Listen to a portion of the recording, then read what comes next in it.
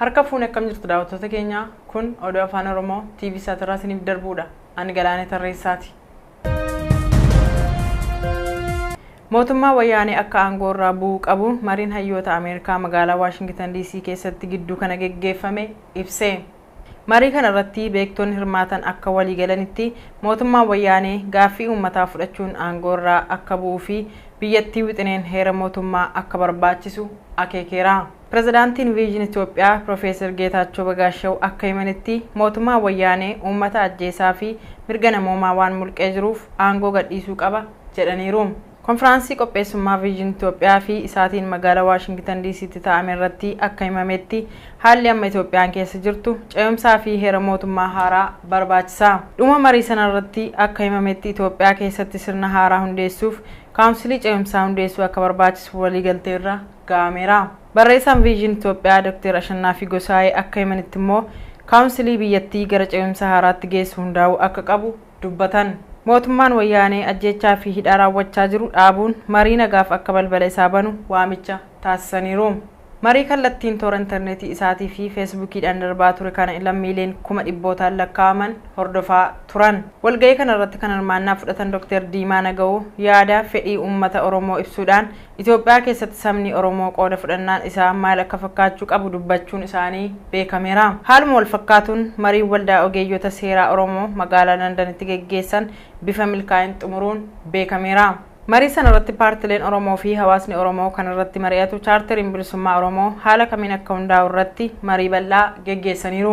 Marii London sana irratti bakka buutonni jaarmiyaalee Oromoo fi bakka buutonni hawaasaa akkasumas hayyoonni fi maanguddoonni akka irratti hirmaatan hubachuun danda'ameera. Mootummaan Biritaaniyaa lammiileen isaa dhimma hatattamaarraa kan hafe gara Oromiyaa fi naannoo Amaaraatti akka hin imalle hubachiise. Labsii yeroo hatattamaa Itoophiyaa keessatti hojiirra oolaa jiru ilaalchisuun mootummaan Biritaaniyaa lammiileen isaa akka Oromiyaa fi Amaaraatti hin imalle beeksise. Dhimma labsii yeroo hatattamaa irratti yaaddoo ishee kan ibsaa turte Ameerikaanis guyyoota muraasa dura lammiilee isheetiif akeekkachiisa wal fakkaataa kennuun ni yaadatama. Ministeerri dhimma alaa Biritaaniyaa haala siyaasa Itoophiyaa yeroo ammaa ilaalchisuun ibsa baaseen lammiileen isaa dhimma hatattamaarraa kan hafe gara Oromiyaa fi Amaaraatti akka hin imalle beeksisee jira. Biyya Oromiyaa godinaalee Shawaa Bahaa, Dhihaa fi Kaaba Shawaatti lammiileen isaa akka hin imalles gorsee jira. Godinni Arsii Lixaa fi Arsii yeroo dhiyoo as mormiin uummataa geggeeffamaa ture keessatti lammiileen isaanii akka hin imalles gabaasi kun mul'iseera. Uggura imalaa kenname kana malees mootummaan Biritaaniyaa dippiloomaatota isaa akka kanaan duraa magaalattii keessa akka hin sochoone dhorkee akka jiru beekameera. Labsii yeroo hatattamaa amma bahee Itoophiyaa keessatti hojiirra oolaa jiruun mirgi lammiilee humnaa ol waan dhiitamaa jiruuf gochi loltootaan raawwachaa jiru akka isaan yaaddesse ibsaniiru. Tarkaanfii humnoonni waraanaa biyyattii fudhachaa jiraniin namoonni 2,000 ol akka hidhaman poolisiin biyyattii yommuu ibsu dhaabbileen nageenyaa gama isaaniitiin lakkoofsi namootaa kana caaluu akka danda'u himaniiru.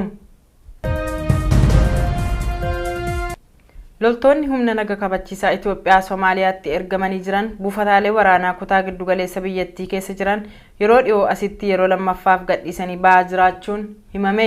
Loltoonni Itoophiyaa humna naga kabachiisaa gamtaa Afrikaa jalatti argaman magaalaa Halgan jedhamtu keessaa dilbata darbe akka ba'an miidiyaaleen addunyaa gabaasaniiru. Loltoonni Itoophiyaa dhibbootaan lakkaa'aman kutaa biyyattii gadhiisanii bahuu hordofuun humna hidhataan Somaaliyaa Al-Shabaab magaalaa giddugala biyyattii Halgan akka to'ate gaazexaan Zegalf Today jedhamu gabaaseera.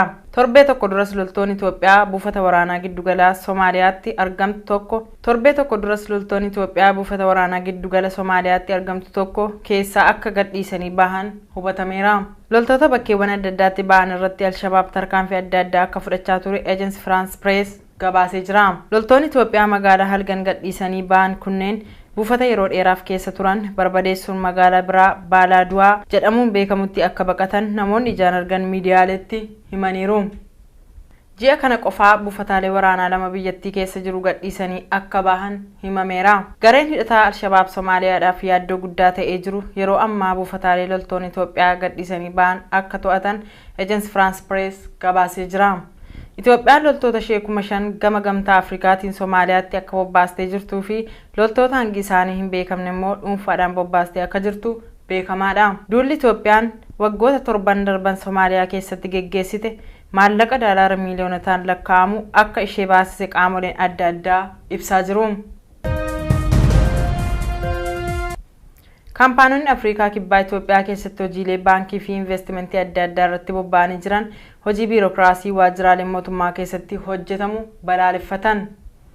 Mootummaan Itoophiyaa dinagdee isaa cimsachuuf jecha akkasumas investimentii biyya alaa harkisuuf jecha yaalii yoo godhes investoroota biyya alaa irraa amantaa akka hin qabne dubbatan. Kaampaanoonni Group 5 fi PPC jedhaman yeroo dhiyoo as hojii konistiraakshanii fi simintoo oomishuu irratti bobba'an akka himanitti erga biyya seenanii as hojiin biirokraasii waajjiraalee mootummaa keessatti mul'atu akka isaan rakkisee komataniiru. Dhimma kana irratti mari'achuuf waltajjii Afrikaa kibbaatti taa'ame irratti kaampaanoonni kunneen akka jedhanitti mootummaan Itoophiyaa hojii biirokraasii biyyattii keessatti tajaajila kennuu irratti mul'atu nan fooyyessa yoo jedhes waadaan galame waraqaa qofa irratti akka hafe beekameera. Yeroo darbii Itoophiyaa daawwatanii kan turan Chaansilar Jarman Angeela Maarkel abbootiin qabeenyaa biyyattii keessatti bobba'anii jiran gocha kana irratti komii akka dhiyeeffachaa jiran yaadachiisuun isaanii beekamaadha. Mormii waggaa tokkoof Oromiyaa keessatti gaggeeffamaa turee fi naannoo Amaaraatti ce'uun biyyattii jeequmsa hamaa keessa galche diinagdee biyyattii rakkoo keessa akka galche ogeeyyoonni diinagdee hedduun ibsaa jiru. Dhiibbaa mormiin uummataa geessise kanaan qaala'insi gatii biyyattii hamma malee akka dabalee fi ji'a fulbaanaa keessa gara 700tti akka ol guddate ejensiin istaatiksii Itoophiyaa beeksiseera. Oduun guyyaarraaf qabanne kanuma turtii gaarii.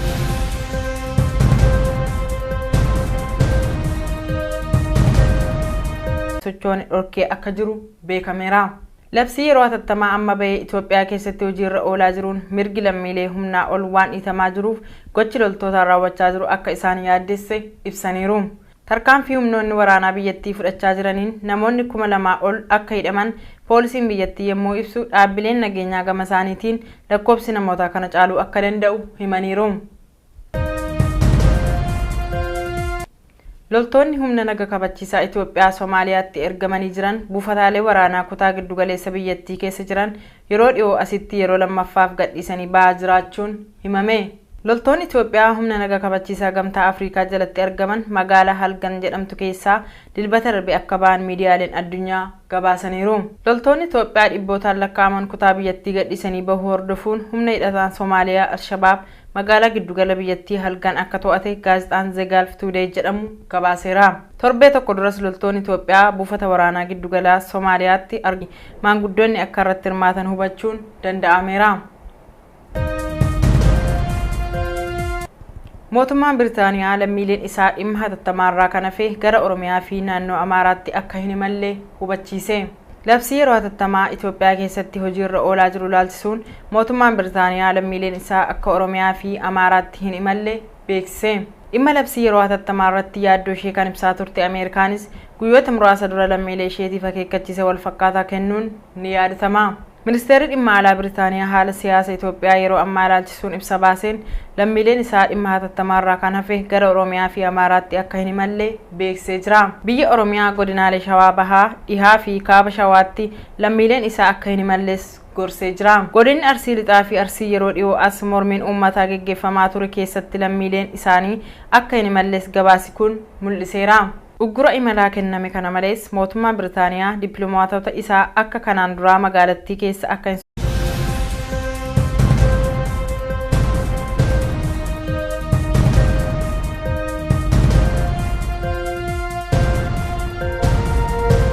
harka fuune akkam jirtu daawwattoota keenya kun oduu afaan Oromoo TV Saatirraa isiniif darbuudha. Ani Galaanee Tarreessaati. Mootummaa wayyaanee akka aangoo irraa bu'uu qabu mariin hayyoota Ameerikaa magaalaa Washington DC keessatti gidduu kana gaggeeffame ibse. Marii kana irratti beektonni hirmaatan akka walii galanitti mootummaan wayyaanee gaaffii uummataa fudhachuun aangoo irraa akka bu'uu fi biyyattii wixineen heera mootummaa akka barbaachisu akeekeera.